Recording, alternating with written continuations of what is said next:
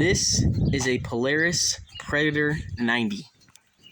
The engine blew in it recently, so I decided to throw a Predator 212cc Harbor Freight engine. I saw a couple other swaps on this online. Some people did their designs a little bit differently.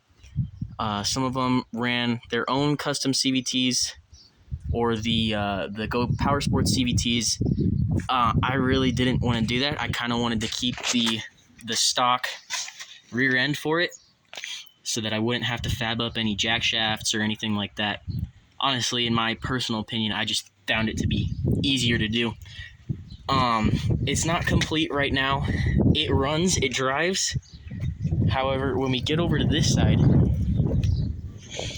you will see that right now I'm just running a normal belt pulley.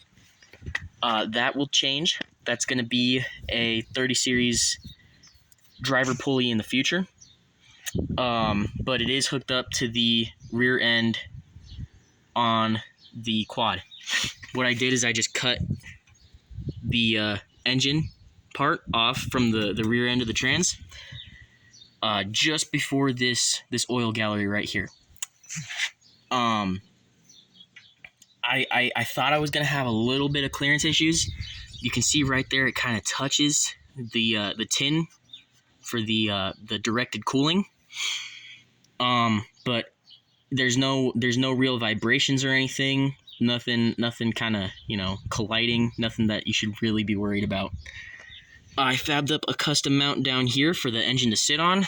I just bolted it right on.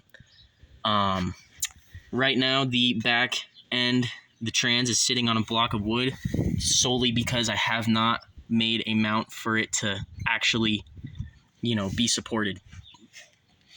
That will come in the future. But I know a lot of people were, wondering how certain people did this. I know I was looking for videos, and I really couldn't find much explaining how I did this. The only one I could find was a person who didn't have this oil fill.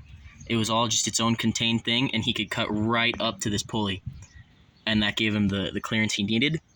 But what I did is I actually offset the engine a little bit to the right, just a bit.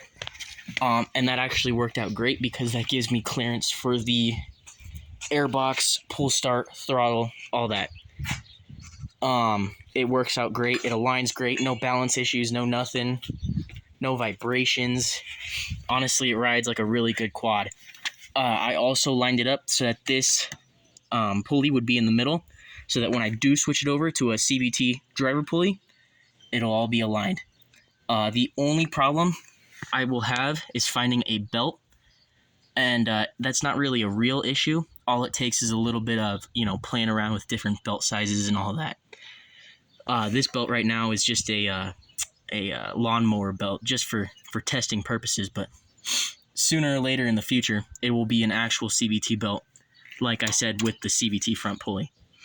But, yeah, other than that, only other clearance issue was this this muffler, which sooner or later I will swap out with the original factory muffler from the Predator 90.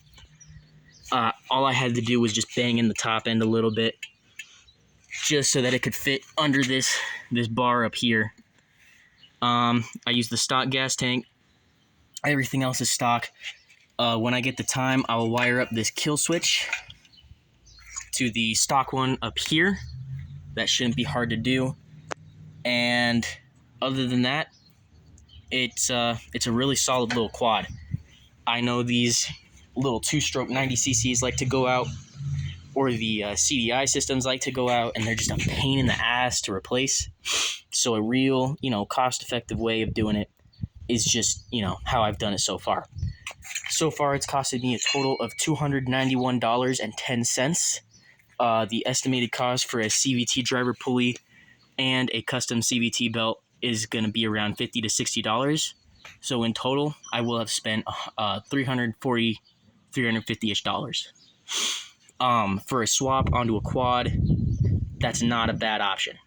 But yeah, this is just a video explaining what I've done. Hope you like it. Peace.